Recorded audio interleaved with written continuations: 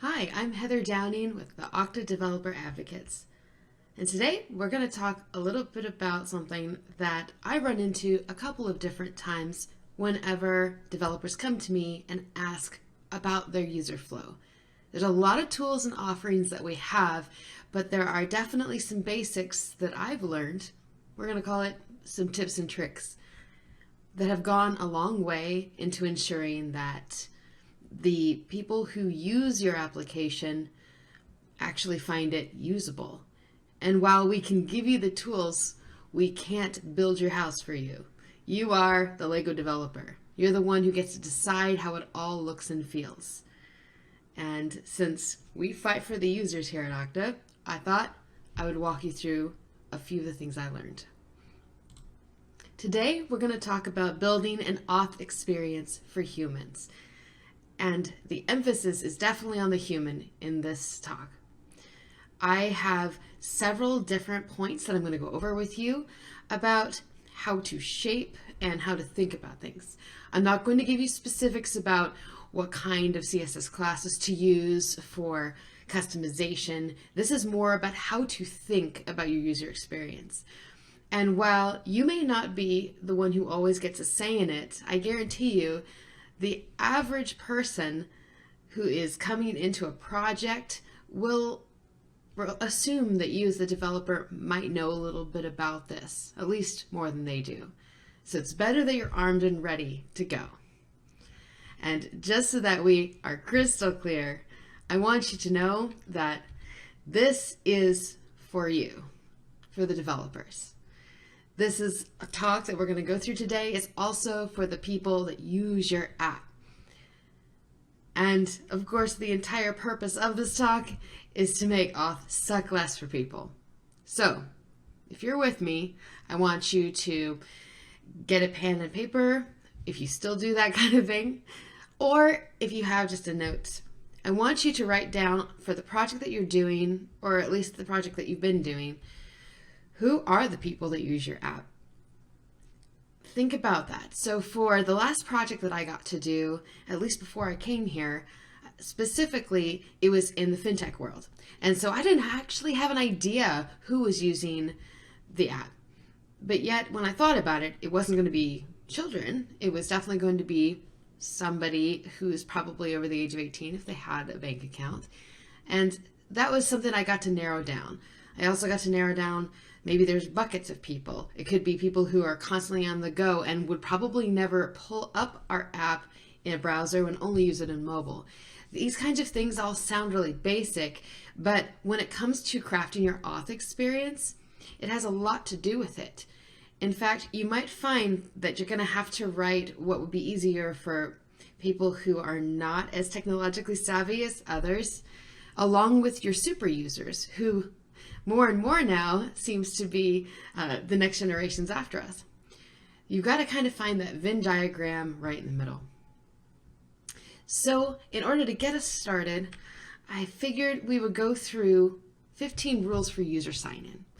And this particular one is not unique to me. I definitely found this on a UX design, and I loved it so much I wanted to share some of the points with you. The first one that I see that kind of gets overlooked is to apply inline validation for the email field. I can't tell you how many times I have personally gone in to do a sign up and only to discover that, oh, I guess the email wasn't long enough, it wasn't right. Same thing when it comes to password validation. Why don't you just tell me as I'm going instead of waiting? The nice thing about what we have at Okta is that we have all that built into our hosted sign-in for you. You don't have to build that part. But you might want to consider adding additional validation, for any customization as you go forward. Resetting the password should carry the email into the new form. So if your user has entered the email and you've told them that the combination is incorrect, they should not have to type the email again in the password reset field. I mean, if possible, make the transition quick and simple. Hide the password field and change the button to say reset your password after the user has clicked on that option. Offer password reset on the third try. So this particular one, again, is an option that maybe Okta would have built in for you. But let's say you decide to use our APIs and not go through the pre-built form we have for you. So in that case, if a user tries to enter the password more than once, offer to reset it with a single click and don't make them click on another button. Send a password reset link and not a system-generated password. This is pretty important. A system-generated password adds a separate step in the reset password journey. The journey of reset password should be very simple, and it should go something like this. User opts for your reset password, then gets an email with the password reset link. The user clicks on that link, enters their password twice, and then the user has access to the account. You see how you jumped the login again with the password option? I mean, what are you trying to do with the login step again? Just trying to build their muscle memory? Giving the autocomplete the opportunity to update the records or something, you already have verified the ownership of the account. So instead of letting them change their password and then kicking them back out to the login screen, you've already verified them. Let them pass and go to their account. You shouldn't need to retype the combination again. But this is something that I still see in several major sites on the internet. Now, allow password managers to capture the user login credentials. If you use something that is pre-built with Okta, you don't usually have to worry about this. But again, if you decide that you want to create your own form from scratch, this is something to keep in mind. If you prevent any of that, then it just kind of adds to the fray of all the passwords that a user has to keep together. The majority of users are now on some sort of password manager or another. Only a few still choose to remember their email and password combination for the 100+ sites that they are on. So since the password managers have evolved to even sense a reset password to update their vaults, you should allow that to go forward within the browser and not write some JavaScript to prevent it. For mobile apps, allow users to use their on-device authentication to log on. Now, most devices have exposed their authentication options, like fingerprint ID or Face ID, to let apps use that as the authentication logic. And it's always ideal to allow that device flow whenever possible. Single sign-on as a login option. I don't know why there aren't more sites offering this. For simple signups like e-commerce or product trials, the Facebook, Twitter, Google signups are probably the easiest to do. Okta has single sign-on for your internal applications, but consider using it for your external customers as well. A good example of this is Google's flow between the apps. Once you've logged in with a Google account in your browser, you can have access to Docs, which is one site, Slides, which is another, Gmail, etc.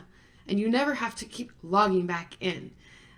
And another good one that I've used several different times has actually been Ford. So Ford has different websites all over the place. And instead of having you log into each individually, they've opted for more of a single sign-on option. Again, Okta makes this pretty easy. So that's something that I would definitely consider, especially if you're part of a larger ecosystem of microsites. Two-step authentication should be the norm for sites that contain really sensitive information. So enforce two-step authentication for those with something to lose. Like if I've just signed up and I have no credit or wallet balance or anything that's around payments, then there's no need for me to have a two-step right away. So you have to contextualize your enforcement policy for this. Understand users' cognitive load for deeper navigation and try to design an out for them when there's an error. Provide a way to go somewhere that a user actually wants to go if they end up in a loop. So, for example, maybe you should give them the option to fall back to the old faithful method of the email password. One quick note that is usually recommended, your flows have to be complex, at least on the back end, so that the user's experience can be simple on the front end. Technology can be as complicated as you want it to be, provided it offers a simple experience to the user. So be proactive, think for them, and don't ask them every single little thing. This particular case really reared its head when it came to voice. I've done a lot of work on Alexa and Google Assistant applications, and I can tell you that it doesn't work really well to ask 30 questions all in a row to a user when they're probably the same user you talked to the last time they went in that session. Maybe gather information as you go, and based on what you know about them, try giving them the most logical option. Persistent login should be the norm for non-sensitive sites. There's a good example of this, at least lately, with the Voyager website. If you haven't seen it, it is a site that shows different cryptocurrencies and how they are being traded right now. And while you can definitely trade on there, it's not necessary to launch the app and have you sign in order to see how the trading traffic is going. You can just look at it without trading. So that means perhaps there is an area of your application that could be more anonymous, or at least not logged in at that time. So unless your site holds pretty sensitive information right at the get-go, just allow persistent logins. This is especially true for e-commerce sites. So it's one of those experiences that you're kind of a UX criminal as well if you auto log out users after a certain time, because sessions may expire and you can control that within Okta's dashboard, but let certain actions just remain. Remember, you can restrict access to personal information with a password prompt outside of your session expiration. Amazon does this really beautifully by keeping you partially logged in and asking for authentication only when you need to access personal stuff, like changing your method of payment or shipping something out. And let me tell you, if you have a mobile app and you log me out after a day, shame on you. Mobile apps need to have permanent logins, at least for a while. And there's kind of a rolling example of that, and we've done deep dives into mobile elsewhere on developer.okta.com. And just take a little piece of advice from me. If you constantly kick your users out, they're not going to be happy with you. And that's something that you can control. It's actually not on whoever provides your authentication. You get to decide what you want to configure. So try to be friendly. Yeah, don't force the user to log in if, without login, the user can complete the journey. So when I was able to kind of deep dive a little bit on this a couple of years ago, this was specifically for trying to get users to come and experience the site in the first place. And for this one, it was also an e-commerce site.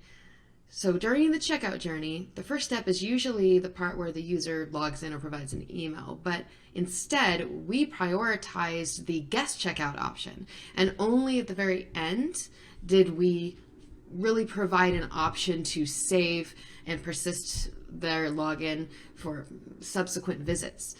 But it shouldn't be forced on them, especially when the value hasn't been established yet. So if I'm not really interested in any of the items on your site, why would I create a login with you just to look at them? And upon login, if the user has items from a previous session, overwrite it.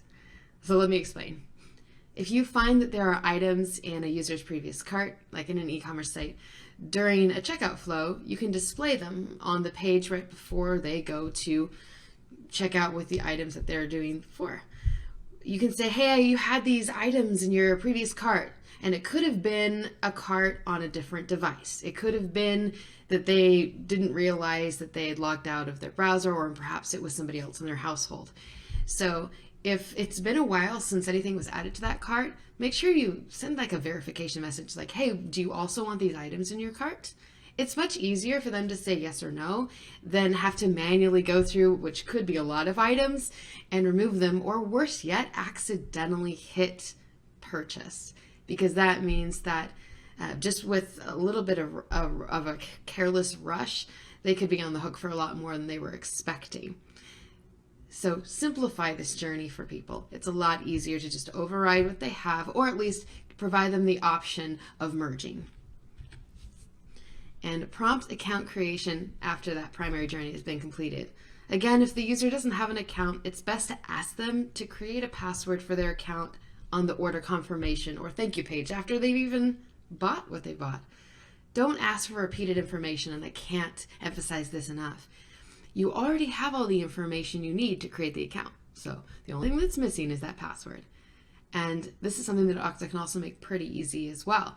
You can go ahead and do a user creation directly from inside our SDKs, or again, just calling our API. So don't forget to expose the email here as well, kind of in the background, so password managers can pick up on the account creation if possible. But if not, at least the first time that they go to log in, they should be able to get it from there. And status links should not ask for logins. This is an interesting one that I've actually used a lot. There should be two ways users can check their order status. You can either send them a link in the email, or you can put a form on your website that allows for email plus their order number combination. Additional information about the order can be kept behind a login prompt, but make sure that after login, the user goes, to the page that they were intending to go to. In this case, I personally really love purchasing shoes through Rothy's, so Rothy has it really great, especially if I'm on my phone and I'm not necessarily sharing password managers with my devices. Then it might be kind of annoying for me to have to go and look up what that email password combination is, when all I want to know is, did you ship this out or not, yes or no? And the information can be private. It could just pretty much be the tracking number. So keep in mind, you can separate some of these behaviors so it's not too annoying to your user. And the last of the 15 is that abandoned cart links should really not prompt for login. Simplify your abandoned cart journey by focusing on one product and get the user to transact that item. If they have items in the cart, show those as additional products that they can add. Remember to contextualize your user journeys. Most users have come to expect this as a given. And if you're ever confused as to what is the right way to track your users' behavior and when do you separate it, we have an excellent article on our developer site that goes into the separation of PII data, or personally identifying information data, from transactional data and how you can hold it. If you're interested in going into any of these 15 items in detail, this is the link for you to go to the 15 rules for user sign-in. So now that we've gone through those, I actually spent a little bit of time looking at usability heuristics. What does it really mean to kind of approach? And those were very specific things that you can do if you're building something like an e-commerce site. But what about more broader terms, broader ways to think about it? Well, luckily for all of us, Jacob Nilsson has definitely brought something to the table that I think will be helpful to us. The first item of usability heuristics that he has is visibility of system status. The design should always keep users informed about what's going on through appropriate feedback within a reasonable amount of time. The match between the system and the real world is something you should take into consideration. So the design should speak the user's language. So you need to use words, phrases, and concepts familiar to the user rather than internal jargon. So follow real world conventions, making information appear in a natural and logical order. It may be fun for you to be very specific about what kinds of behaviors you're doing that you can map one-to-one into certain functions in your code, but that's not necessarily helpful to the user trying to figure out, how to change information about their profile. So instead of, for example, geolocation, that's not something that a lot of users really understand. So it might be easier to say address, street address, city, just a little bit more familiar terminology. User control and freedom. Users often perform actions by mistake. They need a clearly marked emergency exit to leave the unwanted action without having to go through an extended process. So please remember not to lock anybody into that loop that we mentioned earlier. Consistency and standards. Users should not have to wonder whether different words, situations, or actions mean the same thing. Follow platform and industry conventions.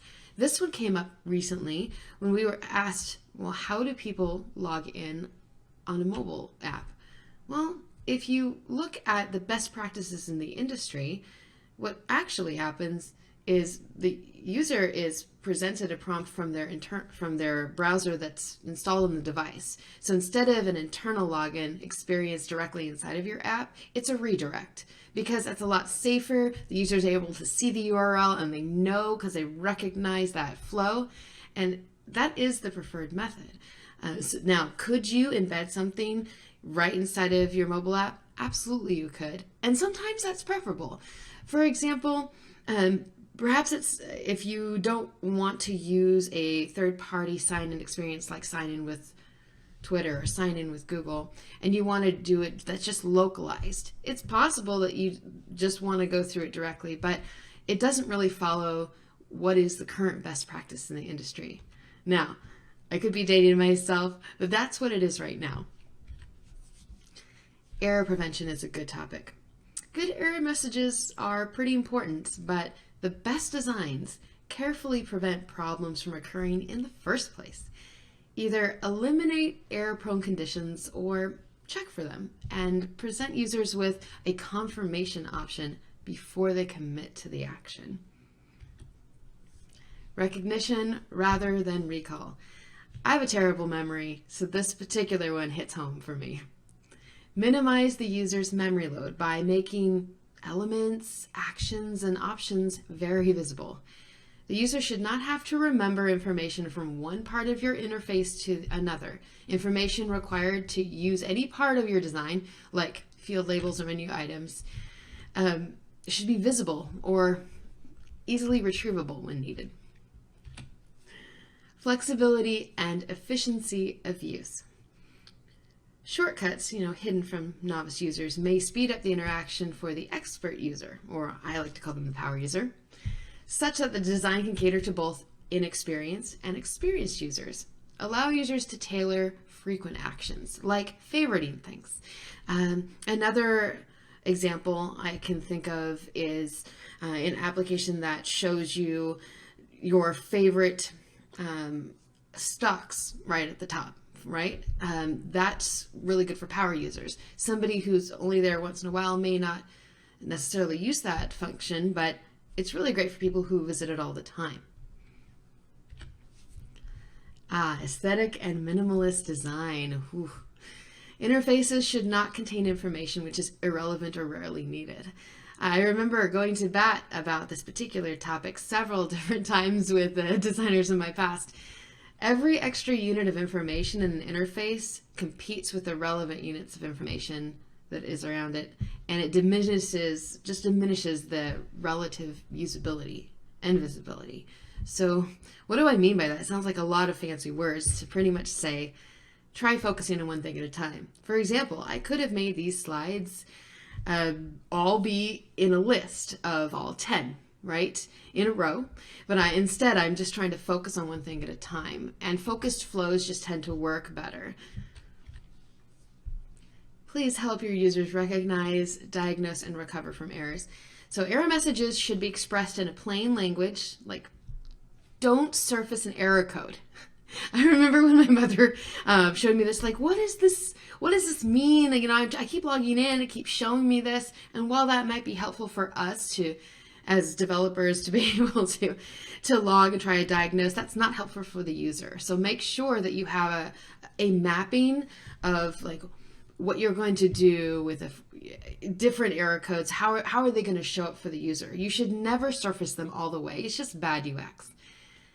Precisely indicate the problem and constructively suggest a solution. So not only say, hey, we can't log you in, maybe suggest try again later, or say, hey, we're having connectivity issues, maybe try in an hour or something like this. I know it's going to be difficult and you can't cover every scenario, but at least try speaking English to the person that is trying to read this that is not a developer. Keep in mind, in order for this to really work, there also has to be a way for the user to reach out to you guys. So putting somewhere in the place like a log and report button or a way to contact you where you can kind of download the log of whatever's happened to your application is immensely important. Not only will that make the user feel like they have someone to talk to, even if it's not a face, it also allows you to kind of keep track of how often certain kinds of error messages are happening. Of course, which brings me to the last one, which is help and documentation. It's best if the system doesn't need any additional explanation. However, it might be necessary to provide documentation to help users understand how to complete their tasks. And this commonly is usually around what happens if I forgot my password. Even though there might be a reset password button, I guarantee you there will be a user who is just not that technologically savvy, or at least familiar with the ecosystem that you've chosen. So make sure that there is a place, a frequently asked questions option for them. If you'd like to read a little bit more in depth from the usability heuristics, this is the bit.ly for that. So I know that that's a lot of information all at once thrown at you. But I want you to remember something, is that as exciting as this world is in identity, cloud identity is the house and the door frame, but you get to design the door. Once you integrate with us, there's so many customization options. You just have to kind of decide what is the experience that you want. And once you know the experience that you want, we've got an option for you. And if you can't find it right away, it's very easy to describe what it is you are trying to get to by going through our support team. Take 10 minutes to write out the demographics of who will be using your ecosystem, your application, or just this authentication point of entry. You don't have to be the one to test it, but you do need to be the one to suggest it. Don't wait for a designer to take care of your users. It's important that you take this to heart, because as we go, identity is going to become something that you should have an opinion on. You should know the different options. It doesn't need to be something that you deep dive on and it takes you weeks, but that's what we're here for. So if you ever have any questions, you can always hit us up. And thank you so much for joining me today. Please let me know what kind of projects that you're working on, and I'd love to help you out with one.